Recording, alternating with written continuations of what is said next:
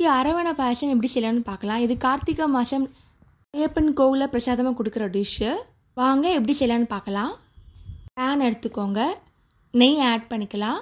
2 spoon நெய் add பண்ணிக்கோங்க. 3 spoon தேங்காய் எடுத்துக்கோங்க, நல்லா பொடியாக கட் பண்ணது. இப்போ இதில் நெய்யில் ஆட் பண்ணிக்கலாம். நல்லா ரோஸ்ட் பண்ணுங்கள். இப்போ இதை தனியாக எடுத்து வச்சுக்கலாம். நெக்ஸ்ட்டு 1/2 டம்ளர் ரெட் ரைஸ் எடுத்துக்கோங்க, இல்லை கேரளா புட்டு அரிசின்னு சொல்லுவாங்க. இப்போ இதை ஃப்ரை பண்ண போகிறோம். ஆல்ரெடி இருக்க நெய்யில் ஆட் பண்ணிக்கோங்க. இந்த மாதிரி ரோஸ்ட் ஆகணும். 10 நிமிஷம் தான் கலரிட்டே இருங்க. இந்த மாதிரி சூடு ஏறட்டும். இப்போ 2 டம்ளர் தண்ணி ஆட் பண்ணிக்கோங்க.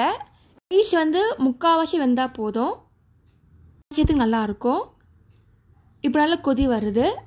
இப்போ 1/2 டம்ளர் வெல்லம் எடுத்துக்கோங்க. பொடி வெல்லம் ஆட் பண்ணுறேன், நீங்கள் பாகு வெல்லம் கூட ஆட் பண்ணிக்கலாம். இப்போ நல்லா மிக்ஸ் பண்ணிக்கோங்க. இந்த மாதிரி சுண்டணும். வெல்லம் கொதி வரணும், நல்லா கட்டியாக ஆகணும். இந்த மாதிரி திக்கானதுக்கப்புறமா நம்ம ஆல்ரெடி ஃப்ரை பண்ண தேங்காய் ஆட் பண்ணிக்கலாம். இப்போது 1 ஸ்பூன் சுக்கு பவுடர், 1 ஸ்பூன் ஏலக்காய் பொடி நல்லா மிக்ஸ் பண்ணிக்கோங்க.